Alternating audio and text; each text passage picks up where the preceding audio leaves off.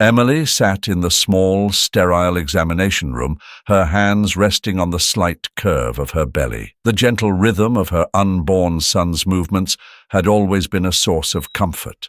The anticipation of meeting him filled her heart with a kind of joy she had never known before. She smiled at the thought, imagining his tiny fingers curling around hers, his soft coos filling the quiet spaces of her life. But today felt different. The air was heavy, almost oppressive, as if the walls of the clinic were closing in on her. The usual small talk with the nurse had been replaced by a tense silence, and Emily's unease grew with each passing second. She caught the quick exchange of glances between the nurse and the doctor, their faces pinched with concern. "Emily," the doctor began, his voice low, deliberate. He avoided her eyes, choosing instead to focus on the clipboard in his hands. "There's something we need to discuss about your baby." The room suddenly felt too small, the walls inching closer. Emily's breath hitched, her heartbeat loud in her ears. She gripped the edge of the examination table, bracing herself for whatever was to come. What is it?" Her voice came out barely a whisper. The doctor took a deep breath. "Your baby. There's a condition. It's called anophthalmia. It means he will be born without eyes." The words hung in the air, each syllable heavier than the last. Emily stared at the doctor, not quite comprehending. No eyes," she repeated, her voice cracking. It didn't make sense. Her baby had been fine in every other scan. How could this be possible? "I'm so sorry," the doctor said, his voice soft but distant, as if he had delivered these words too many times to too many mothers. "It's extremely rare, less than 1 in 100 million births." Emily's mind spiraled, the words twisting and warping in her head.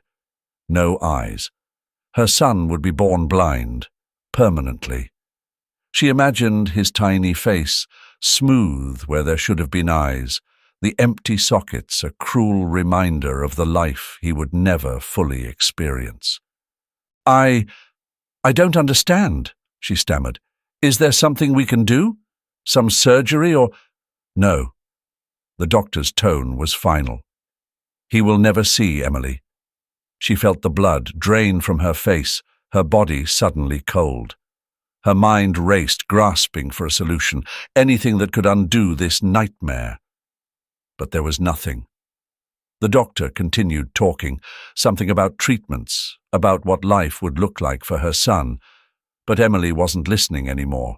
Her hands slid from her belly, falling limp at her sides. The joy, the anticipation, everything that had kept her going these past months dissolved into a pit of despair. How was she supposed to care for a child who could never see the world? What kind of life would he have? What kind of mother would she be? I can't," she whispered, though she wasn't sure who she was speaking to. "I don't know how I'm going to do this." The doctor's words had faded into the background, his voice a dull hum. Emily's thoughts swirled, chaotic and jagged. She thought of the nursery she had spent weeks preparing, the baby clothes neatly folded in the dresser. It had all felt so real, so perfect. But now everything was shattered. She stood, shaky and disoriented, not bothering to meet the doctor's gaze. She needed air. She needed to think. Her mind was a storm of fear, uncertainty and guilt. How could she raise a child who would never see her face, never see the world? How could she possibly give him the life he deserved? As she left the clinic, the tears began to fall, silent and unstoppable. She didn't know where she was going, only that she had to get away, as far from this reality as she could. The world outside felt too bright, too loud, and far too cruel. Emily sat in the kitchen, her hands wrapped around a cup of lukewarm tea she had forgotten to drink. The clock ticked away the minutes, but her thoughts were stuck, circling the same question. How could she raise him? The words from the doctor still echoed in her mind. He won't be able to see, ever. It was a sentence that had changed everything.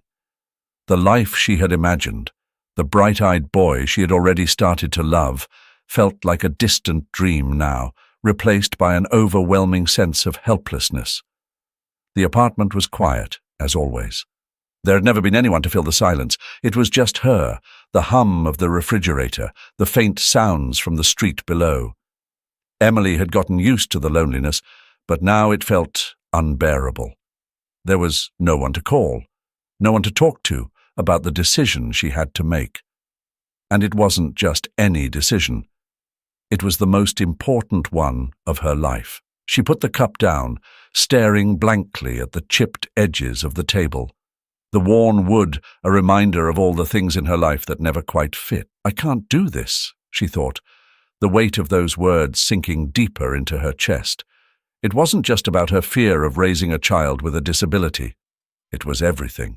The past years of struggling to get by, moving from one low-paying job to another, never having enough, never feeling secure.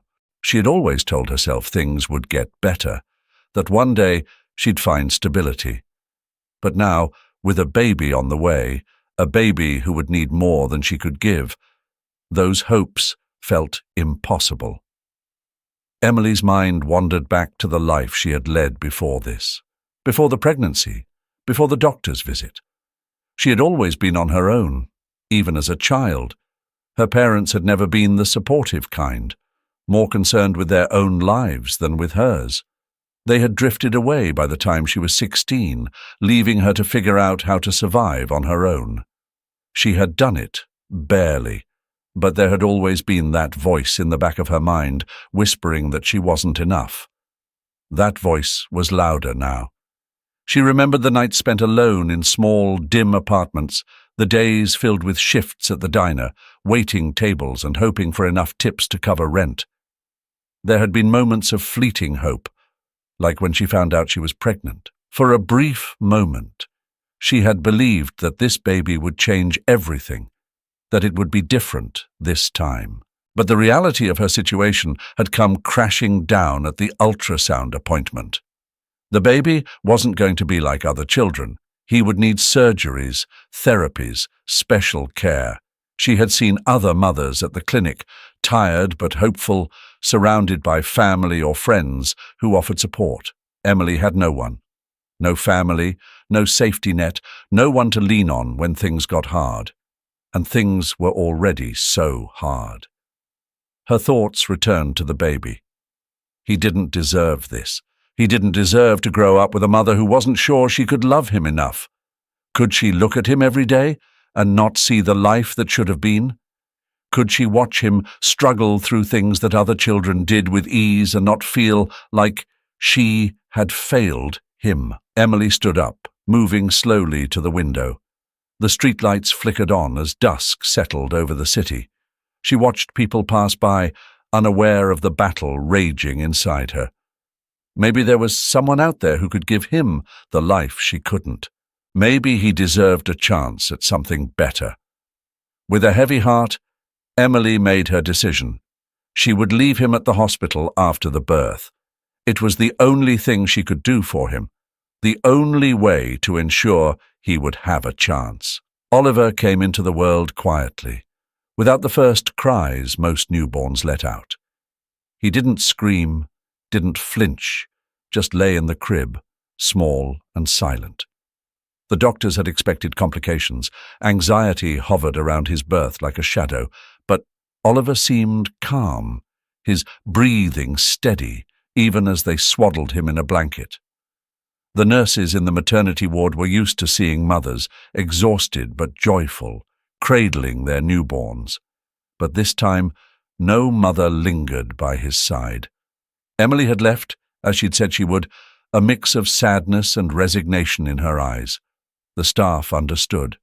They had seen this before, parents making impossible choices, trying to do what was right, even if it felt wrong. Still, they couldn't help but feel for the tiny boy who now had no one waiting for him. "Let's call him Oliver," one of the nurses suggested, her voice soft as she looked down at him. "He seems like an Oliver." And so, Oliver, he became. From the hospital, he was transferred to a small orphanage on the outskirts of New York City. It was an old brick building, worn by years, but filled with warmth. The staff there had seen many children come and go, but none quite like Oliver. His condition, born without eyes, meant that his life would be different from the very beginning. Yet, from the moment he arrived, Oliver seemed determined not to let that define him. Though blind from birth, he was, in every other way, a healthy, active baby. The other children cried and fussed, but Oliver was different. He rarely cried, as though he sensed there was little use in it. Instead, he listened. The shuffle of feet across the floor, the soft clinking of plates from the kitchen, the sounds of birds outside, all these small noises seemed to hold his attention, his tiny face often turning towards the sound as if trying to understand the world he could not see. The staff quickly grew attached to him. They couldn't help it.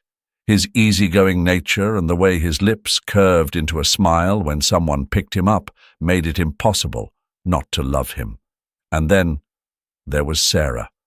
Sarah had been working at the orphanage for years, long enough to know that attachments could be dangerous. But there was something about Oliver that drew her in. Perhaps it was his resilience, or maybe it was the way he gripped her finger with such trust when she held him. "He's got an old soul," she would say to the other staff, as if trying to explain her bond with him. "You can feel it." She spent her nights rocking him to sleep, humming soft lullabies as he nestled against her chest. In the daytime, she'd take him outside, letting him feel the warmth of the sun on his face, the breeze in his hair. He would giggle, the sound light and infectious, as if even in his darkness he could feel the joy of the world around him.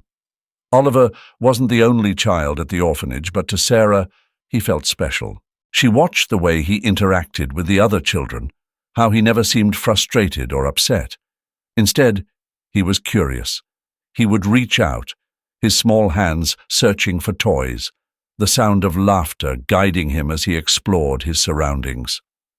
Despite his blindness, Oliver seemed to navigate his world with a grace that belied his young age. The other children, at first hesitant, soon began to play with him as if he were no different. They included him in their games, gently placing toys in his hands or leading him by the arm during a round of tag. Oliver, for his part, never faltered, following their voices and laughter with a sense of adventure. As the months passed, the orphanage became his home. The staff loved him, cared for him, but there was always an unspoken understanding. Oliver needed more than they could give. He needed a family, a real family, one that could take him in, support him through the surgeries and challenges he would inevitably face. Oliver was only 3 months old when he had his first surgery. It was a delicate procedure, the first of many to implant small prosthetic eyes, not to give him sight, but to keep his face from deforming as he grew. The doctors had explained everything to Sarah before the surgery, but even with all the medical jargon, the reality was simple. Oliver would never see. These surgeries were only to give him a chance to look like any other child, to fit into a world that wouldn't be kind if he didn't.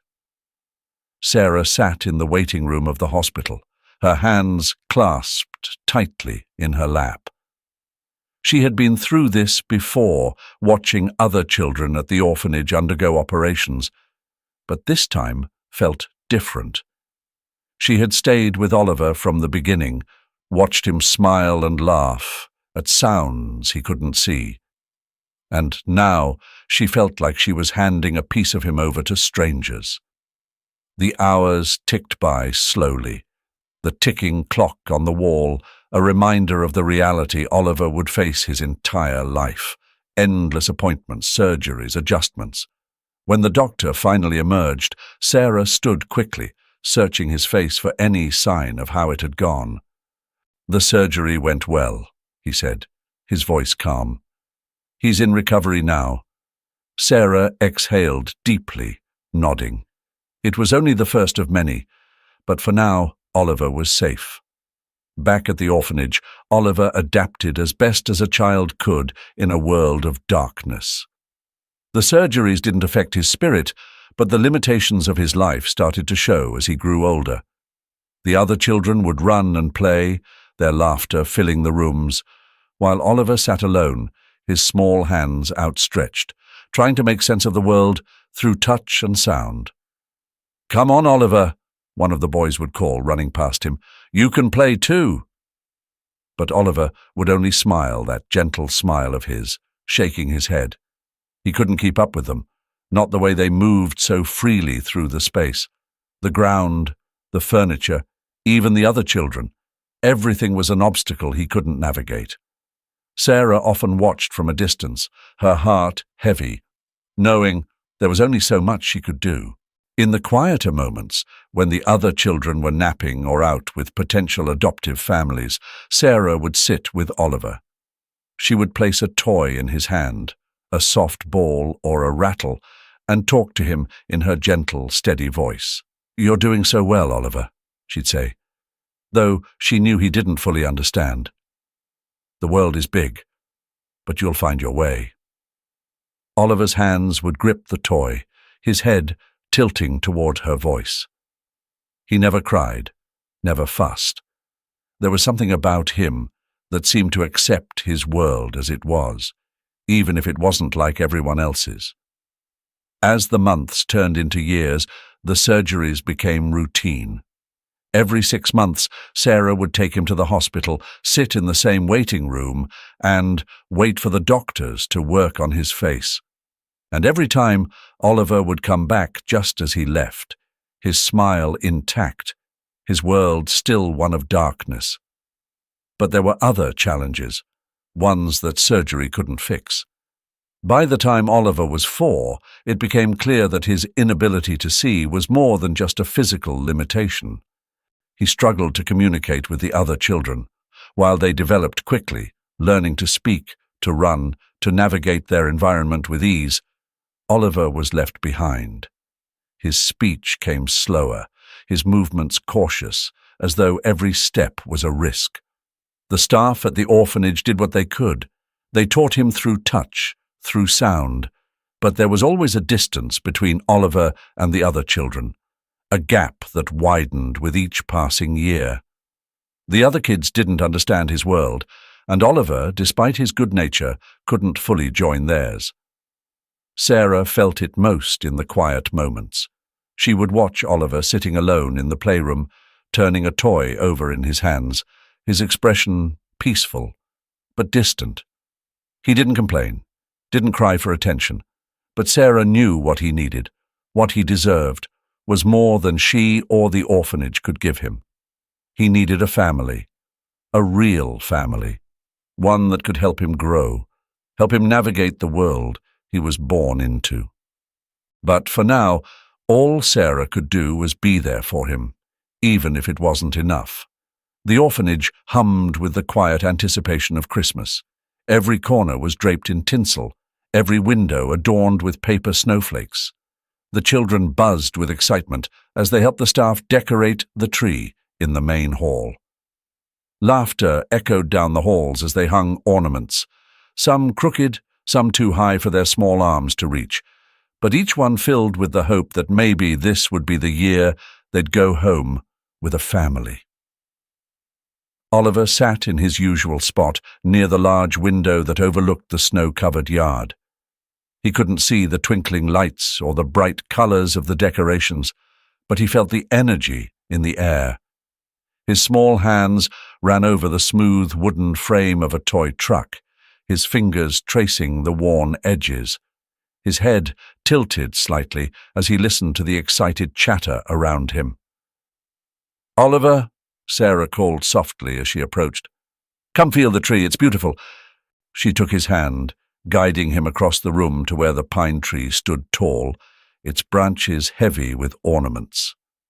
Oliver's fingers grazed the soft needles, and a small smile tugged at his lips. He couldn't see the lights or the baubles, but the sensation of the tree, the scent of fresh pine, was enough to bring him some quiet joy. But Sarah's heart ached. As much as she loved these moments, she knew what the season really meant for the children. Christmas was when families came to visit, to meet the orphans and, hopefully, bring one home. Every year the staff hoped for Oliver. They hoped that someone would look past the fact that he was different, that he couldn't see the world around him and take him in. But year after year, Oliver remained, smiling, patient, but alone.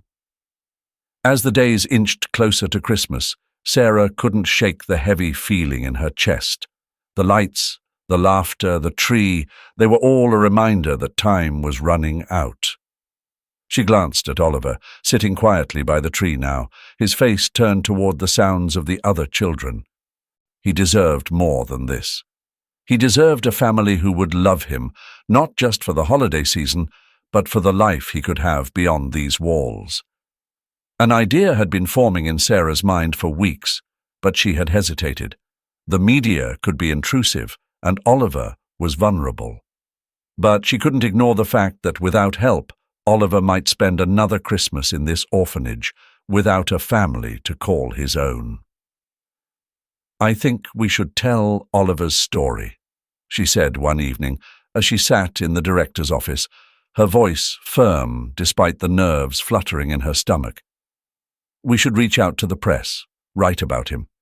Maybe if people knew about him, about who he really is, they'd see him differently." The director, an older woman with kind but weary eyes, considered Sarah's words.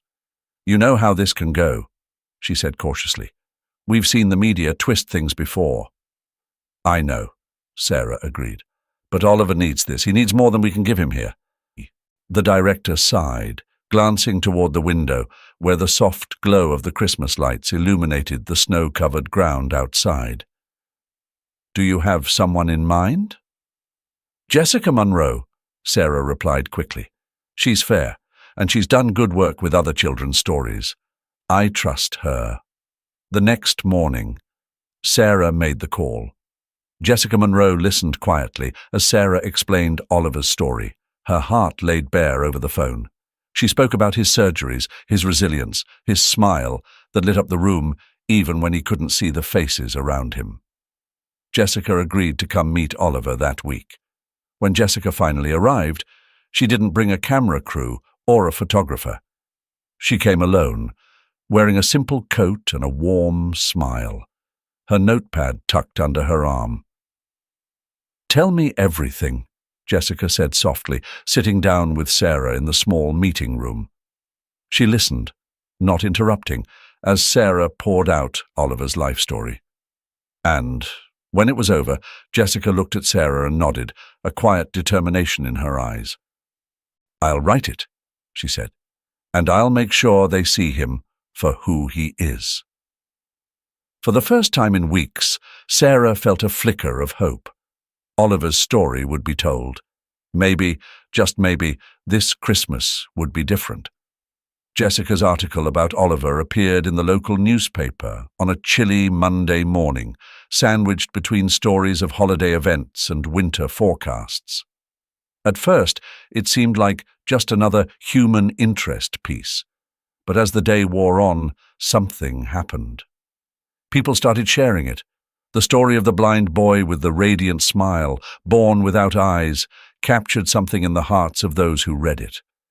It wasn't just about pity. It was about his spirit, his resilience, and the way he lit up a room without ever seeing it. By midday, the phones at the orphanage started ringing. First, it was just a few calls, curious people asking about Oliver. But by the next morning, the calls had multiplied, and emails flooded in, not only from around New York but from across the country. Families who had never even thought about adoption were asking questions, wanting to know more about the boy they had read about in Jessica Monroe's article. "Did you ever expect this kind of reaction?" Sarah asked Jessica when she called her to share the news. "I hoped," Jessica replied, her voice steady but filled with warmth. But you never know what will resonate with people. I'm just glad they're seeing Oliver the way we do. For the next few days, the staff at the orphanage was overwhelmed. It wasn't just the media attention, though reporters had started calling, but the real possibility that Oliver might finally find a home. Sarah tried to keep her optimism in check, knowing that these things often took time, that there was a process, and not every family was ready for a child like Oliver. But still the hope in her heart swelled with each inquiry. "He's special," she found herself saying again and again to the families on the phone. "But he will need care. He's had multiple surgeries, and there will be more. He's blind, but he's bright. He's kind. He's more than what you read."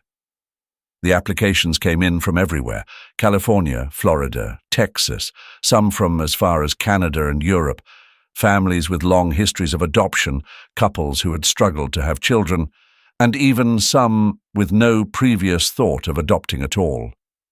But every time Sarah read through an application, she knew they had to be careful. Oliver needed a family that would love him, yes, but also one that understood the commitment, the challenges, and the future he faced. The process was slow. The staff sifted through each application carefully, taking into account not just the enthusiasm, but the ability of the family to provide the medical and emotional support Oliver needed. Sarah spent hours poring over the letters, balancing the practical with the hopeful. She was determined that Oliver's next home would be his forever home. Days turned into a week, and still the inquiries kept coming. Oliver, oblivious to the whirlwind around him, went about his days with the same gentle nature he always had. He played with his toys, feeling out the edges and textures, giggling at the sound of the other children running around him.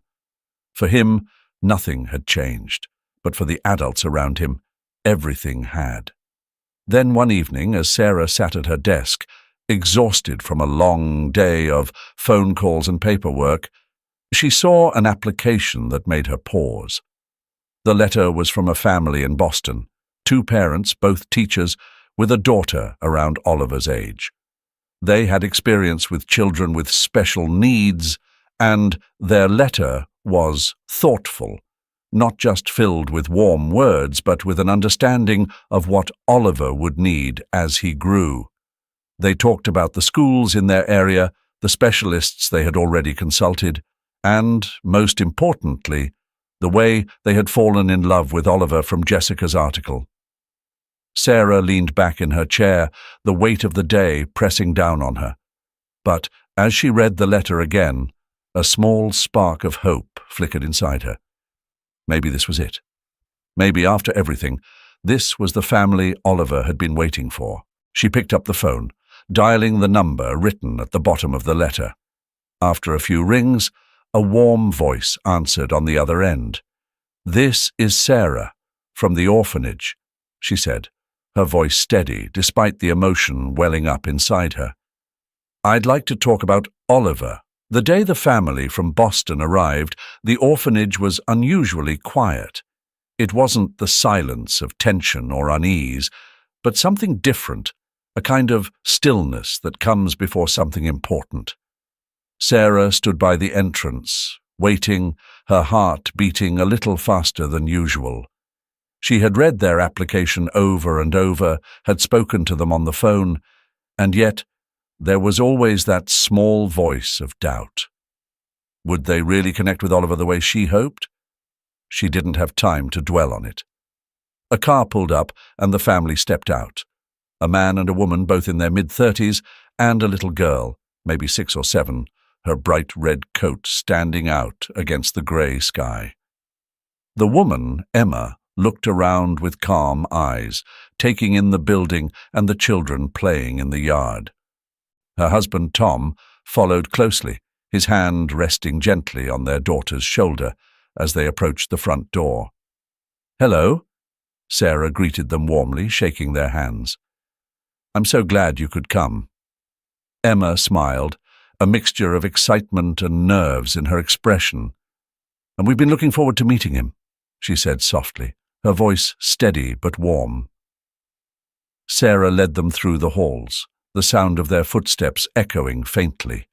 When they reached the playroom, Oliver was sitting by the window, as usual, his small hands turning over a stuffed animal. He didn't react when they entered. He never did, not in the way most children would. But as soon as Emma spoke, introducing herself with a quiet, "Hello, Oliver?" His head turned slightly, his face lighting up in that familiar, gentle smile. Sarah watched as the couple knelt beside him, Emma reaching out to touch his hand, her voice soft but full of warmth. "Do you like that toy?" she asked, and Oliver, still smiling, nodded slowly. Tom sat beside his wife, watching intently. He didn't say much at first, just observed the way Oliver moved, the way his small fingers explored everything around him as if mapping out the world through touch alone. Their daughter, Molly, stood a little back, unsure. But after a few moments, she edged closer, curiosity getting the better of her. "Can I show him one of my toys?" Molly asked quietly, holding out a small stuffed bear she had brought from home. "Of course," Sarah said, nodding encouragingly. Molly placed the bear in Oliver's lap, and for a brief moment the room felt brighter. Oliver's hands ran over the toy, feeling its shape, his smile widening. He couldn't see the bear, but he could feel its softness, its form, and that was enough. For the next hour, they stayed with him, asking questions, sharing little moments. Emma was careful but not distant, speaking to Oliver as she would any child. Tom, though quieter, offered small reassurances, his presence steady and calm. And Molly, after her initial hesitation, began to sit closer, watching her new friend with fascination. Sarah observed from a distance, her heart swelling. It wasn't just the way they interacted with Oliver that reassured her. It was the sense of ease, the way they didn't shy away from his differences. They treated him not as someone fragile, but as someone they were genuinely curious about, someone they already cared for. When the conversation turned to Oliver's medical needs, Emma and Tom were unfazed. They had done their homework, researched the surgeries he would need, and asked all the right questions. "We've spoken to doctors in Boston," Emma said. "They're ready to continue his care as soon as possible. We're prepared for what's ahead." Sarah nodded, relief washing over her. They had taken this seriously, and it wasn't just a fleeting interest. This was real. As the visit came to an end, Sarah couldn't help but feel the weight of the moment. She had watched so many children come and go, had seen families fall in love and sometimes falter. But this felt different. Oliver deserved this. A family who understood him, who was ready for the challenges, but more importantly, ready to love him as he was. That evening, Sarah sat down with the director to finalize the arrangements. Oliver would be joining the family from Boston. It wasn't the end of his journey. There would be more surgeries, more challenges, but it was the beginning of something new, something hopeful. As she watched Oliver sleep later that night, Sarah felt a bittersweet tug at her heart. He was leaving soon, and though she would miss him deeply, she knew he was finally going home. The snow fell softly on Christmas morning, dusting the quiet streets with a blanket of white. Inside the Boston home, the warmth of the fire crackled in the hearth, casting a soft glow across the room. The house hummed with the low murmur of holiday cheer, quiet conversation, the sound of laughter, and the rustle of presents being wrapped and unwrapped. But the heart of it all, in the middle of the living room, was Oliver. He sat cross-legged on the floor, his small hands feeling the texture of the soft blanket laid beneath him. Though he couldn't see the bright decorations, the twinkling lights, or the tree standing tall beside him, he felt something else, the presence of family all around him. He smiled, turning his head toward the sounds of his new sisters laughing nearby. Their joy was contagious, and even though he couldn't join in the same way, he understood it. Molly, the eldest of the two girls, knelt beside Oliver, placing a gift in his lap. "This one's for you," she said softly, her voice warm and full of excitement. She watched as Oliver's hands moved carefully over the box, his fingers tracing the bow and the edges of the paper. She smiled at him, her eyes sparkling with the joy of sharing something special with her new brother. "Do you want help opening it?" she asked. Oliver paused, feeling the package, before nodding with that quiet, gentle smile that everyone had come to love. "Yes, please," he said softly. Molly laughed, her voice light and full of affection. She helped him tear away the wrapping, guiding his hands to the gift inside. It was a small, handmade wooden train set, each piece carefully crafted by their father. Oliver's fingers brushed over the smooth wood, feeling the wheels, the little carved windows. He tilted his head, listening closely as Molly began to describe it. "It's a train," she explained, her words full of detail. "Dad made it for you. You can roll it around and it fits together like a puzzle. Here, try this." As she guided his hands over the pieces, Oliver's smile widened. He couldn't see the train, but he could feel the love and care in the way Molly spoke to him, in the way the pieces fit together in his hands. It wasn't the gift itself that mattered. It was the connection, the shared moment of discovery, the feeling of being part of something bigger. From the other side of the room, Emma and Tom watched quietly, their hearts full as they took in the scene. This was their first Christmas with Oliver, and already it felt as though he had been part of their family for years. His presence, his calm energy, had blended into their lives as naturally as the falling snow outside. "He's really fitting in," Tom said softly, wrapping an arm around his wife's shoulders. Emma nodded, her eyes still on Oliver and the girls.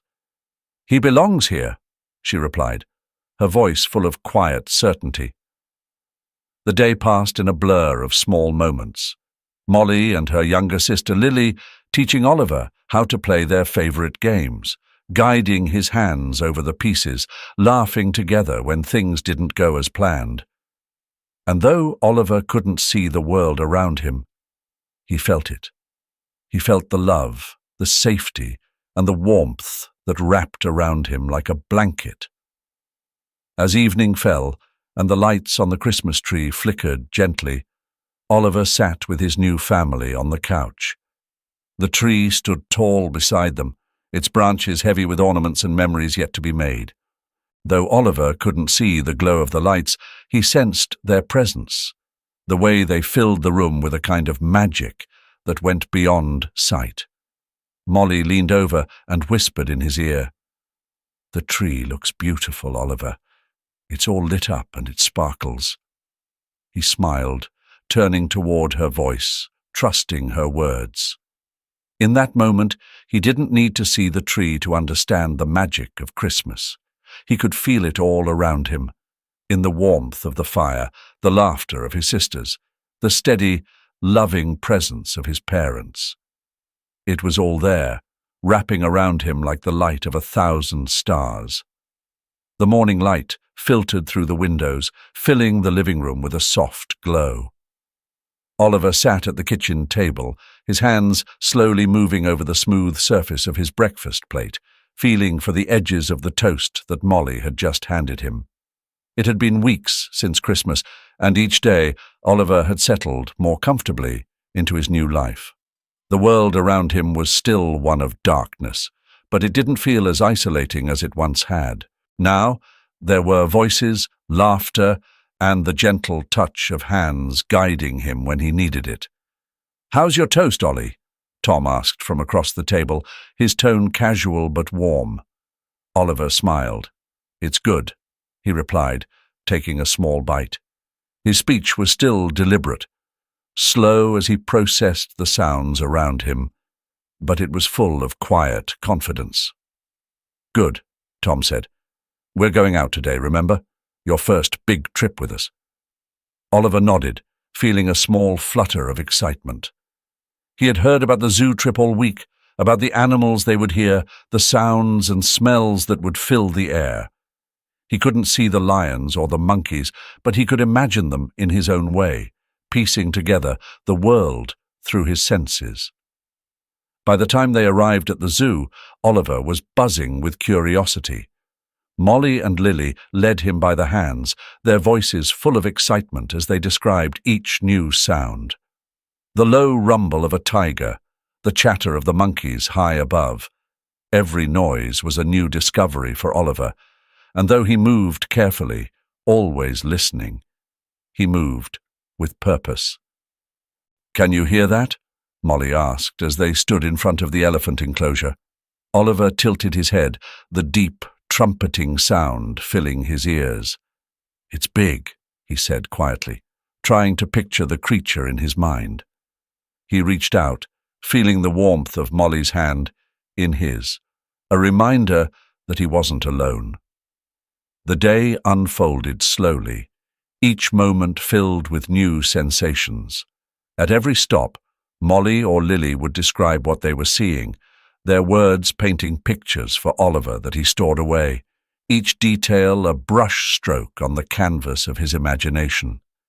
And as they moved through the zoo, something became clear. Oliver wasn't just adjusting to his new family. He was thriving in it.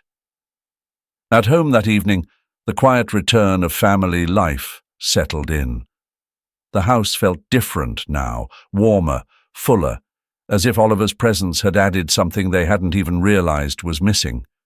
He had woven himself into the rhythm of their lives, not as a child to be pitied, but as a brother, a son, someone who belonged. It was a few days later when the second article by Jessica Monroe appeared in the local paper. The story picked up where it had left off. Oliver, the boy who had once been left behind, now had a family. Jessica's words were poignant, tracing the emotional journey of a child who had gone from an uncertain future to one filled with love. The Christmas miracle, she called it, though those closest to Oliver knew it was more than just that. It was the result of persistence, of care, and of seeing a boy for who he was, not what he lacked. The article spread quickly, just as the first one had. People wrote letters, sent messages of support, and some even reached out with offers to help with future surgeries. But for Oliver, the real miracle wasn't the attention or the news. It was simpler than that. It was Molly's laughter, Tom's steady voice, and Emma's gentle touch. It was the feeling of warmth, the knowledge that he was safe, and most of all, that he was loved. On a bright Saturday afternoon, Oliver sat in the backyard, a gentle breeze playing through his hair. Molly was nearby, laughing as she ran through the grass, calling out for him to follow her voice. He stood, a bit unsteady at first, his hands outstretched in front of him. But he trusted Molly's voice, and step by step he made his way toward her. The sound of her laughter filled the air, guiding him like a beacon. When he reached her, his hands finding her small, familiar frame, they both laughed, a pure, unrestrained sound that echoed into the clear sky. For the first time in a long time, Oliver felt a kind of freedom he hadn't known before. It wasn't the absence of darkness, but the presence of something more powerful: love, family, and the knowledge that the future, his future, was bright.